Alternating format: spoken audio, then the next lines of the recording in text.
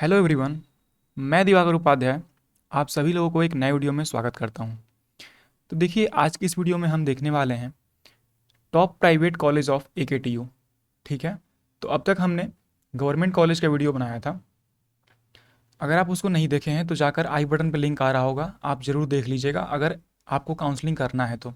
क्योंकि कॉलेज के रिव्यू देखने के बारे में आपको आइडिया लग जाता है कि हाँ, कौन सा कॉलेज मेरे लिए बेटर होगा और कौन सा नहीं होगा।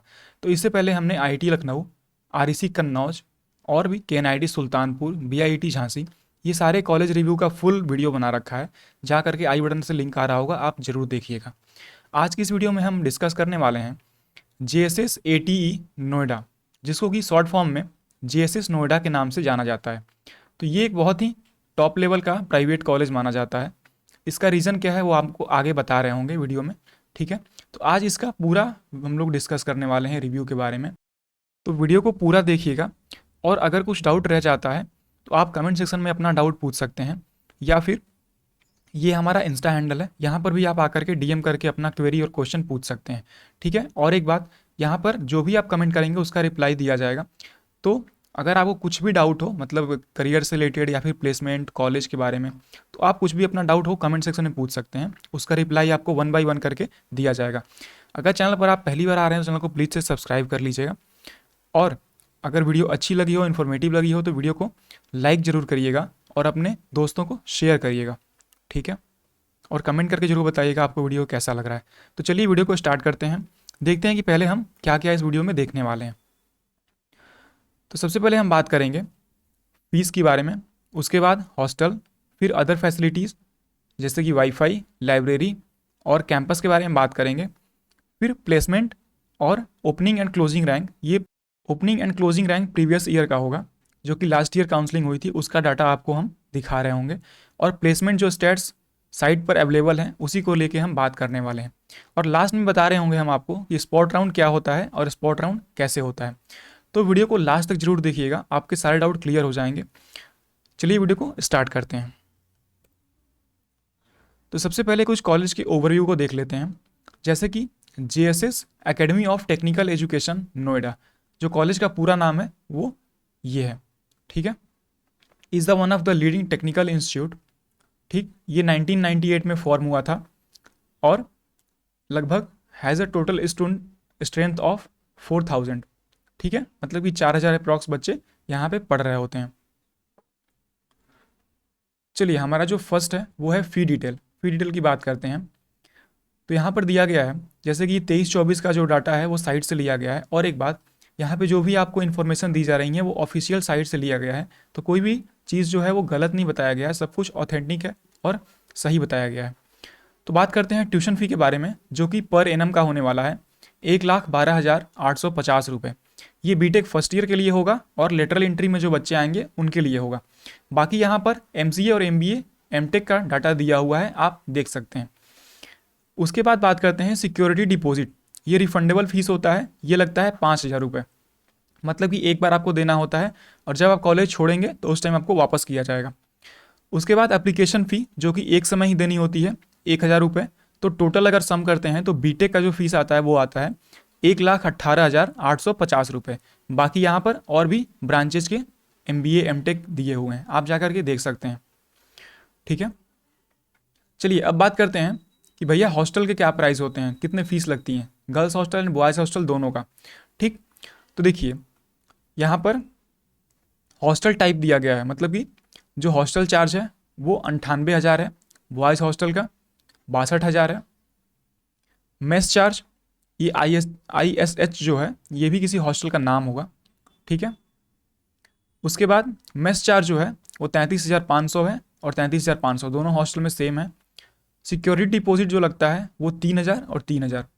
अगर टोटल बात करते हैं तो इस वाले हॉस्टल में 1,34,500 है और यहाँ पर 98,500 है। चलिए अब बात करते हैं गर्ल्स हॉस्टल के बारे में।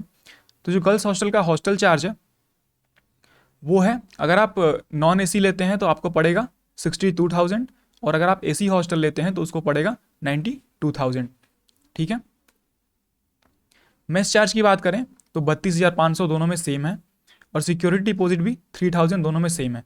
तो अगर टोटल सम हुआ तो 97,500 पड़ता है बिना एसी वाले रूम का, और अगर एसी वाला रूम है तो टोटल पड़ता है 1,27,500। ठीक है। उसके बाद यहाँ पर कुछ पॉइंट्स दिए गए हैं, जैसे कि candidate have allotted the seat through AKTU counselling से सीट मिलेगा। ठीक है। द सेपरेट डिमांड ड्राफ्ट, मतलब कि DD should be made for academic and hostel fees, मतलब कि आपको जो फीस पेमेंट करना होगा वो DD के थ्रू करना होगा। बैंक से जाकर के आप DD बनवा लोगे, वहाँ से पेमेंट करोगे। उसके बाद द यूनिवर्सिटी फीस, जैसे कि 7,135 रुपये यूनिवर्सिटी फ़ीस लगती हैं एग्जामिनेशन फ़ीस के तौर पे, ये आपको देना पड़ता है। और security deposit is refundable after successful completion of course, अगर आप बीटेक अपना कर लेते हैं तो आपको लास्ट में सिक्योरिटी डिपॉजिट दिया जाएगा। ठीक है। चलिए नेक्स्ट हमारा जो टॉपिक है वो प्रोग्राम एंड कोर्सेज को लेकर है। तो देख लेते हैं कि इस कॉलेज में कौन कौन से प्रोग्राम अवेलेबल हैं। तो सबसे पहले बात करते हैं BTech in computer science engineering. ठीक है, जिसकी कि 180 सीटें टोटल अवेलेबल हैं। उसके बाद BTech in electronics and communication engineering, इसके भी 180 सीट हैं। बीटेक इन मैकेनिकल इंजीनियरिंग, इसके 90 सीट हैं। बीटेक इन इलेक्ट्रिकल इंजीनियरिंग, इसके 60 सीट अवेलेबल हैं कॉलेज में। बीटेक इन इंफॉर्मेशन टेक्नोलॉजी, इसके 180 सीट अवेलेबल हैं। BTech in civil engineering 60 seat available है। उसके बाद इलेक्ट्रिकल एंड इलेक्ट्रॉनिक्स इंजीनियरिंग, जिसको कि EEE ब्रांच बोला जाता है, उसके 60 सीट अवेलेबल हैं। और कंप्यूटर साइंस इंजीनियरिंग, जिसमें कि स्पेशलाइजेशन रहेगा artificial intelligence and machine learning, इसके 120 सीट। और डेटा साइंस का अगर आप स्पेशलाइजेशन लेते हैं तो इसमें 120 सीट अवेलेबल हैं। ठीक है, तो ये हो गए कौन कौन से प्रोग्राम कॉलेज में अवेलेबल हैं और कितनी उसकी टोटल सीटें हैं।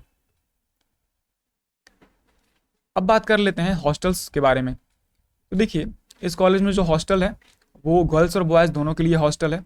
ठीक है, यहाँ पर लिखा गया है क्लीन, एयरी, वेल मेंटेन्ड, मतलब कि साफ़ सुथरा, अच्छे से, with common bathroom and available on multi sharing basis. ठीक है।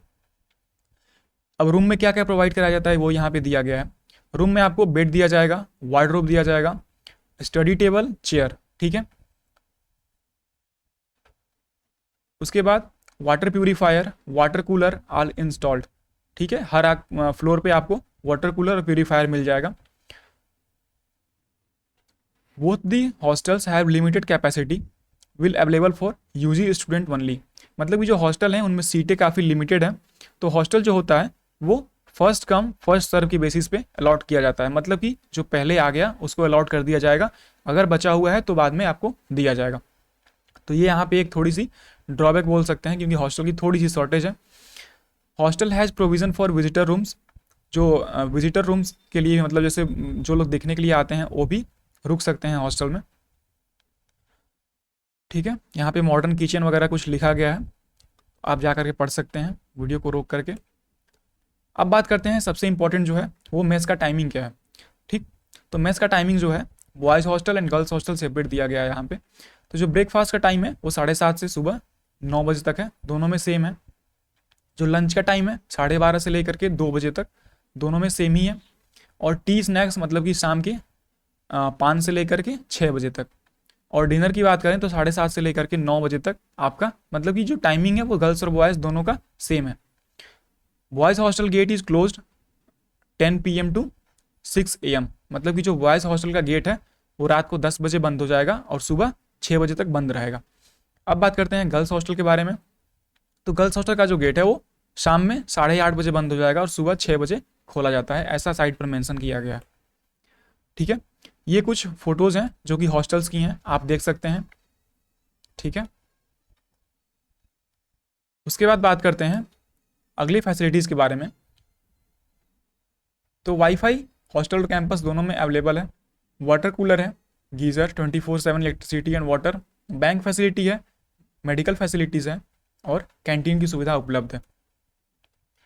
चलिए अब बात करते हैं इंफ्रास्ट्रक्चर के बारे में कि भैया इस कॉलेज का इंफ्रास्ट्रक्चर क्या है।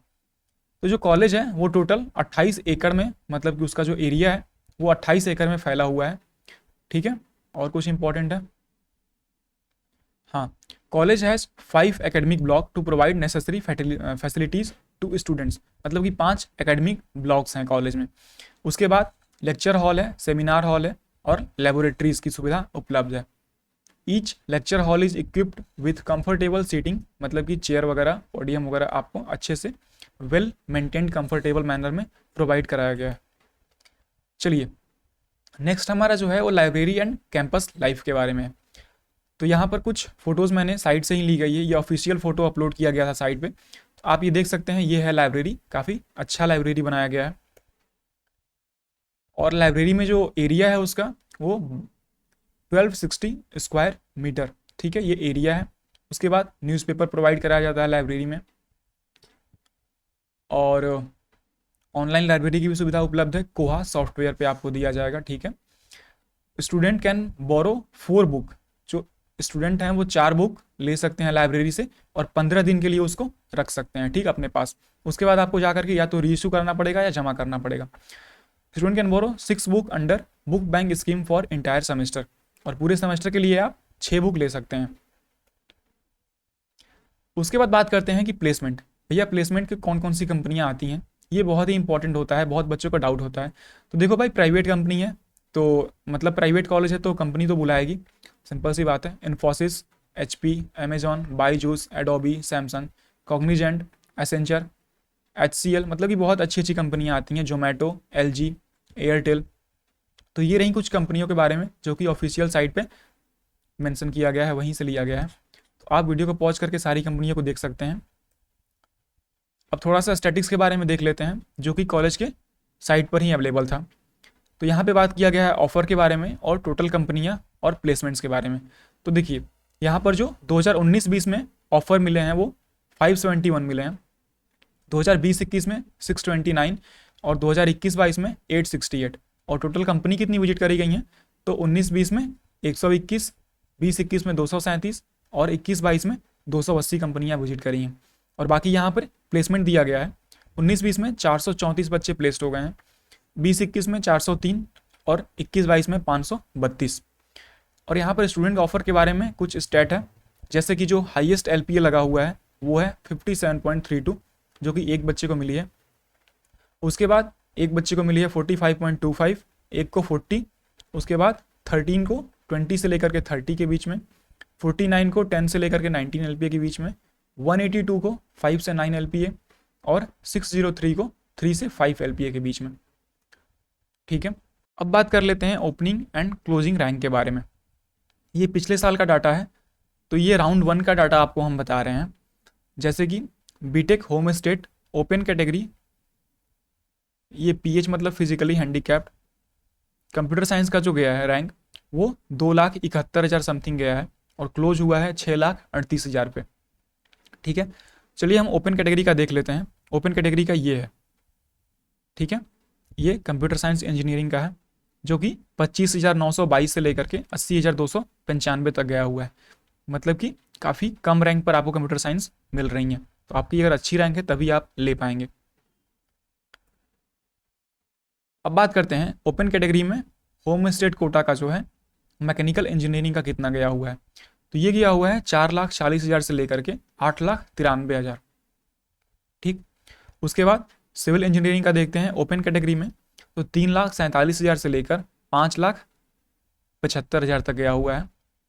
उसके बाद ओपन कैटेगरी में इलेक्ट्रिकल इंजीनियरिंग है। बाकी आप अगर स्टैट्स देखना चाहते हैं तो वीडियो को पॉज करके देख सकते हैं, हम सिर्फ ओपन कैटेगरी की यहाँ पे बात कर रहे हैं, ठीक है। तो ओपन कैटेगरी में अगर इलेक्ट्रिकल इंजीनियरिंग की बात करें तो 1,39,000 से लेकर के 2 लाख समथिंग तक गया हुआ है। अब बात करते हैं ये राउंड 4 का जो स्टैट्स है उसके बारे में। सिविल इंजीनियरिंग ओपन कैटेगरी में गई हुई है 5,96,000 से लेकर के, मतलब कि एक ही बच्चे को मिला हुआ है ये लगभग, क्योंकि 5,96,407 पे खुला भी है और बंद भी हो गया है, तो सिर्फ एक ही बच्चे को यहाँ पे अलाउड किया गया। उसके बाद बात करें कंप्यूटर साइंस ओपन कैटेगरी में, तो 77,195 से लेकर के 77,764 तक गया हुआ है, ठीक है। उसके बाद इलेक्ट्रिकल इंजीनियरिंग की राउंड 4 की बात करें तो 4,12,000 से लेकर के समथिंग 4,37,000 तक गया हुआ है। अब बात कर लेते हैं स्पॉट राउंड के बारे में, ठीक है। तो देखो स्पॉट राउंड क्या होता है। स्पॉट राउंड जैसे कि जितने भी स्पेशल राउंड होते हैं ना, उनको स्पॉट राउंड कैटेगरी में लिया जाता है। जैसे मान लो अगर नॉर्मल काउंसलिंग 4-5 राउंड तक चलती हैं, मैक्सिमम जो है वो 6 राउंड तक चलती हैं नॉर्मल काउंसलिंग।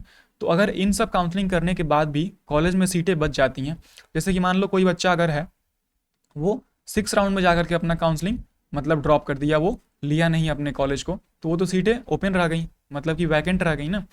तो वो उसके लिए को भरने के लिए स्पॉट राउंड होता है। तो स्पॉट राउंड सबसे लास्ट में होता है, और इसमें क्या होता है कि कॉलेज जो है वो अपना कॉलेज के साइट पर डाटा अवेलेबल करा देती है, या फिर जिस पे आप काउंसलिंग हो रही है उसमें डाटा अवेलेबल हो जाएगा कि उसमें दिया रहता है कि कौन से कॉलेज में किस ब्रांच की कितनी सीटें वैकेंट हैं। उसके अकॉर्डिंग एक फॉर्म फिल होता है और आपको अलॉट किया जाता है, ठीक है। तो आशा करता हूँ कि आपको ये वीडियो हेल्पफुल लगा होगा और स्पॉट राउंड आपको अच्छे से समझ में आ गया होगा। और अगर आप चाहते हैं कि ऐसा ही कॉलेज रिव्यू वीडियो बने तो आप कॉलेज का नाम कमेंट कर सकते हैं, किस कॉलेज पे आप नेक्स्ट वीडियो चाहते हैं, ठीक है। अगर कोई डाउट रहा हो तो कमेंट सेक्शन में आप पूछ सकते हैं, या फिर यहाँ पे आकर के आप पर्सनली डीएम कर सकते हैं। अगर वीडियो अच्छी लगी हो तो चैनल को सब्सक्राइब करिएगा, वीडियो को लाइक करिएगा और अपने दोस्तों को जरूर शेयर करिएगा। Thanks for watching this video. तब तक के लिए अपना ध्यान रखिए। धन्यवाद।